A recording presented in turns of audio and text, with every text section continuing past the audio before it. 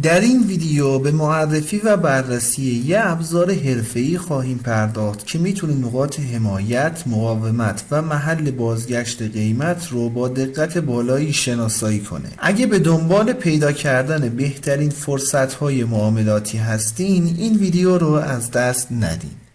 دوستان عزیز سلام، من علیرضا هستم و به کانال خودتون، کانال گلدن تریدینگ سیستم خیلی خوش اومدین. خیلی خوشحالم که با یه ویدیو دیگه میتونم در خدمتتون باشم. اندیکاتوری که در تصویر مشاهده میکنید یه ابزار قدرتمند برای شناسایی نواحی احتمالی حمایت، مقاومت و محل بازگشت قیمت بر اساس نسبت‌های فیبوناچی هست. این اندیکاتور سه مجموعه باند رو با استفاده از درصدهای مختلف فیبوناچی در اطراف یک خط روند مرکزی نمایش میده و به صورت پویا با حرکات قیمت سازگار میشه. این ساختار به معامله‌گران کمک میکنه تا روندها رو دنبال کنن، نواحی احتمال جذب نقدینگی رو مشاهده و نقاط بازگشتی رو برای ورود و خروج‌های استراتژیک شناسایی نمایند. اصلی ترین جزء اندیکاتور این خط میانی هست که به رنگ سفید نمایش داده میشه و در واقع یه میانگین متحرک هست. باندها بر اساس همین میانگین متحرک در لول های 38.2 61.8 و 100 بالا و پایین این میانگین متحرک تشکیل میشن. این سطوح معمولاً به عنوان نواحی کلیدی حمایت و مقاومت عمل میکنن و اگه به این قسمت از چارت دقت کنید، درصدهای مربوطه رو به همراه قیمت داره نمایش میده. البته دوستان، اندیکاتور میاد و این خطوط حمایت و مقاومت رو به صورت پیش‌فرض 30 کندل امتداد میده به سمت جلو که یه دیدگاهی از رفتار احتمالی آینده قیمت رو به همون بده تا از قبل بتونیم ساختار و اهداف معاملاتی رو تعیین کنیم. ولی به این نکته توجه داشته باشین که این قسمت از باندها اصلاحی هستن و تغییر میکنن، ولی باندها در گذشته یا در کندل جاری هیچ گونه اصلاحی رو ندارن. به هر حال از این باندها میتونید به عنوان مناطق حمایت و مقاومت دینامیک استفاده کنید. برخورد قیمت به این باندها میتونه منجر به توقف یا اصلاح جزئی در روند بشه. اینکه این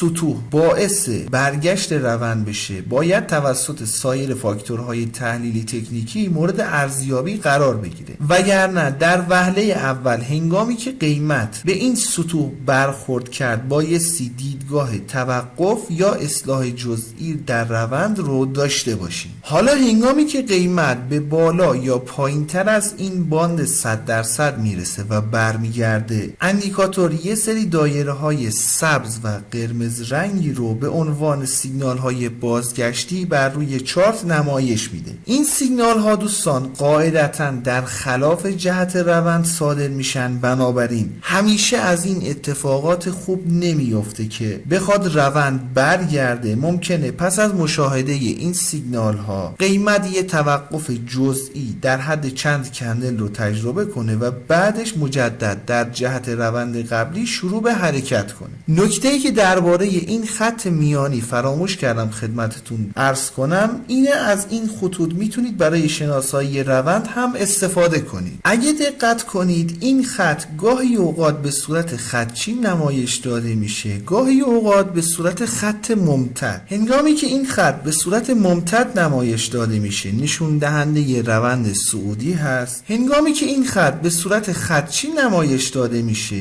بیانگر روند نزولی خواهد بود.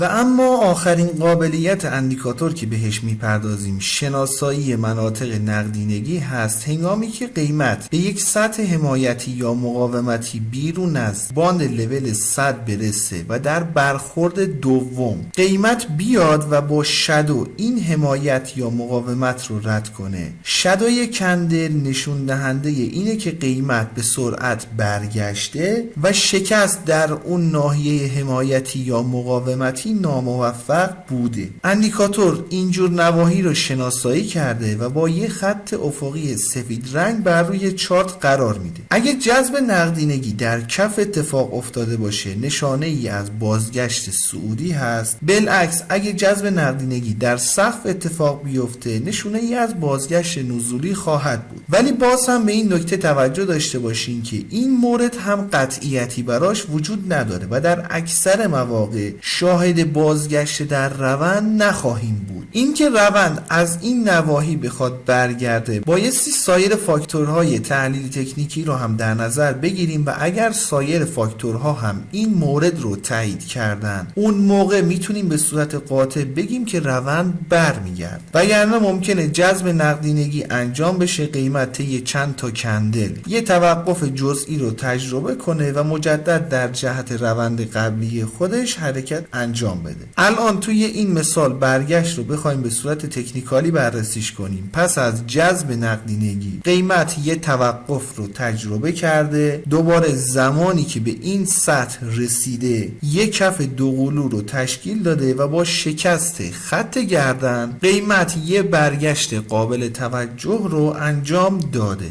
برای انداختن اندیکاتور روی چارت باید وارد سربرگ ایندیکیتورز بشیم. در تب سرچ بار عبارت فیبوناچی باندز رو وارد کنیم. این اندیکاتور هست که توسط بیگ بلوگا طراحی شده. قبل از اینکه بخوایم به قسمت تنظیمات اندیکاتور بپردازیم میخوام ازتون درخواست کنم که اگر فکر میکنید اندیکاتور یا ویدیو مناسب هست لطفاً ویدیو رو لایک کنید. اگر هم دوست دارین با جدیدترین ابزارها آشنا بشین و نحوه کار باهاشون رو یاد بگیرین پیشنهاد میکنم کانال خودتون کانال گلدن تریدینگ سیستم رو سابسکرایب کنید و علامت زنگوله رو هم بزنید تا به محض انتشار ویدیوی جدید بهتون اطلاع داده بشه. بسیار خوب، گزینه پریود مربوط به میانگین متحرک هست که پریودش رو مشخص میکنید و بر واکنش پذیری یا هموارتر شدن میانگین متحرک تاثیر داره. با این گزینه میتونید حساسیت اندیکاتور رو با توجه به شرایط بازار تعیین کنید. گزینه ویتس مربوط به عرض کانال ها هست. اعداد بالاتری قرار بدین کانال های عریضتری رو بر روی چارت نمایش میده. اعداد پایینتر کانال هایی رو با عرض کمتر بر روی چارت قرار میده. ولی در کل کمترین عددی که میتونید قرار بدین عدد 15 هست. این گزینه دوستان برای افرادی که میخوان از باندها برای شناسایی نواحی حمایت و مقاومت استفاده کنند گزینه مهمی هست که بایستی با توجه به نمادی که کار میکنند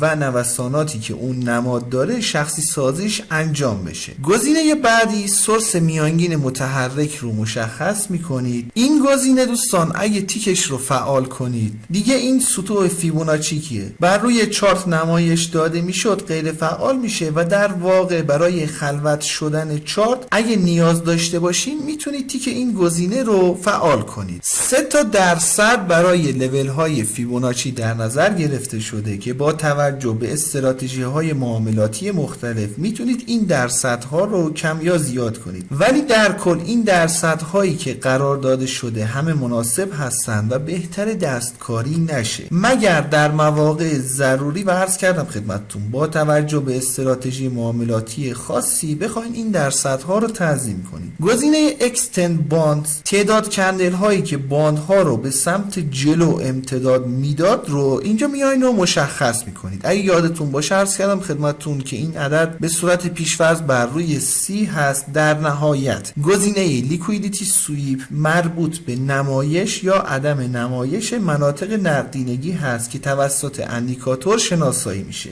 باز این گزینه برای خلوت شدن چارت در نظر گرفته شده که اگه نمیخواین از این قابلیت اندیکاتور استفاده کنید میتونید تیک این گزینه رو غیر فعال کنید تا دیگه سطوح نقدینگی بر روی چارت نمایش داده نشه. انشالله که براتون مفید باشه. رو قله میبینمت دوست من.